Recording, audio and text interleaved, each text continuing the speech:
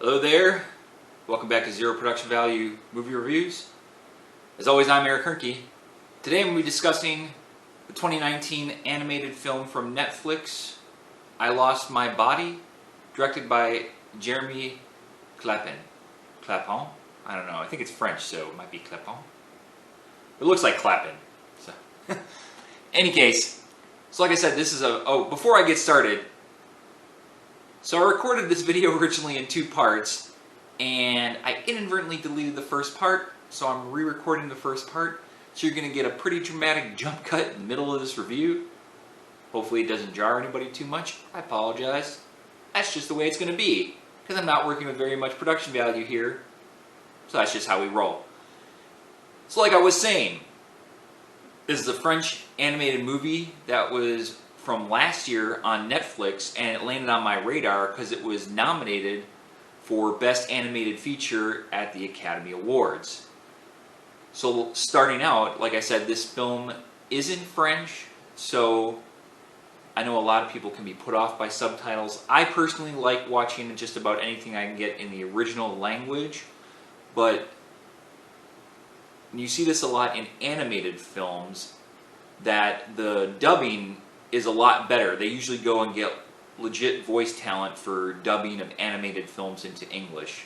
And they do have legitimate actors doing the voice talent here for the English dub. So if you want to watch it in English, I think you're not going to lose too much in the translation if you do that. I prefer the French, I like to see the original, I like to see what the filmmaker intended. But if you want to watch the American version, I think you can. I think a lot of times you cheapen it by watching the dubbed version.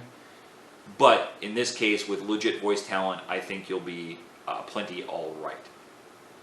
So that being said, also this is more of an adult animated film, dealing more with I would say adult-ish themes. It's not a kiddie animated movie, is what I'm saying. It's geared more towards a legit movie story than telling some childish animated story. Just so you know that moving along. So this is a bit of an odd film, but it is very elegant and beautiful in its way. It is a tale of two narratives. First off, in the more traditional narrative, we meet an awkward young man named Naoufel. He is haunted by his parents' death, that he was in a car accident with them when he was a young child, and they both died. And it's affected him, obviously, throughout his entire life, leading up to where he exists right now. He exists with some extended family, but they don't really like him. They shake him down for what meager, money he can make. He doesn't really get along with his, I think it's like a cousin.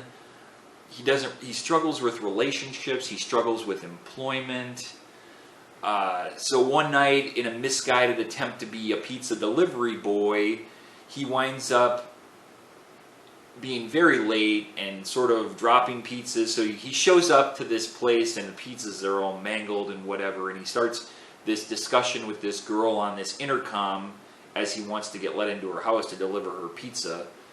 They end up going on a good, a nice little cute back and forth. And eventually he never meets her and never even delivers the pizza because the pizza was destroyed, and he's way past his 30 minutes or whatever the time frame is. But it gets him into this back and forth. And so he kind of develops an affinity for her just through this disembodied intercom conversation voice. And in classic nerd romanticism, after that encounter, he then later on sets out to find her, and he sort of uses methods that can be both sweet and cringeworthy at the same time. Coming from a child who feels very much like that, not with the tragedy in his background, but with that sort of, I guess, awkwardness around girls' background. I can understand that, how in a moment you feel like you're doing something that seems right and romantic and cute, but if you look at it from that 10,000 foot view, it just seems sort of weird and stalkery and cringeworthy. So, but anyway, so he's out there trying to find this girl, trying to pursue her, and he sort of goes down a path that leads him to meet her, but she doesn't really realize it. So you think like, oh, when she finally realizes what he is or who he is, he's hoping it's going to be this romantic thing, and that's not exactly how she takes it. Big surprise. Yes. Time for a jump cut.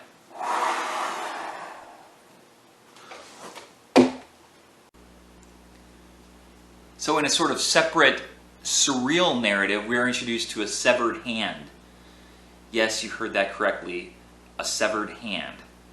Somehow this hand has awoken and gained sentience and sort of scuttles around like a crawly creature, but more of in a lost puppy dog sort of way, and not really like a gross, actual creepy crawly sort of way. It's on a quest, I assume, to find its lost body, hence the title.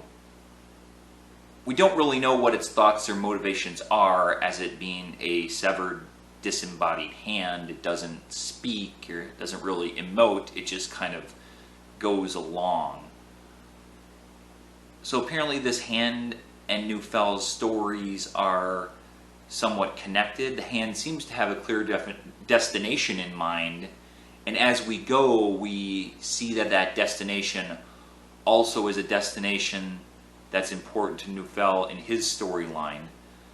So it seems that the hand and Naoufel are connected, or not. See what I did there? Or not. In any case, so their stories come to a head. I don't really want to give away the ending, but this is a sweet, lyrical, sort of meditative film, but it's not form over function. It has very coherent narrative. It's a journey of self-discovery for our main character, who has experienced grand emotional loss as well as physical loss, and how he has to overcome those losses, or not, in his situation, to try to lead an effective, meaningful life. It's melancholic, yet it's also uplifting, slightly bizarre, hence the severed hand, but not really in a macabre sort of way. You think that that would be macabre, but it's really not. And as in true, mainly foreign film style, the ending is sort of left up to interpretation, but I believe it ends on a hopeful, more uplifting note that could possibly signify a happier tomorrow for our main character, the young Naoufel, who hasn't had a life of very many brighter tomorrows. But you may take something else away from it. In any case, I liked this movie quite a bit. I recommend it as sort of a hidden gem that probably not a lot of people have seen or sought out, despite the fact it's available on Netflix. Overall, I'm going to give I Lost My Body a B+. I love you. I appreciate you. Thanks for watching my movie review. I enjoyed making it. As always, I am Eric Hoernke, rhymes with turnkey. Like, subscribe, ring the bell. As always, this has been a production of Zero Value.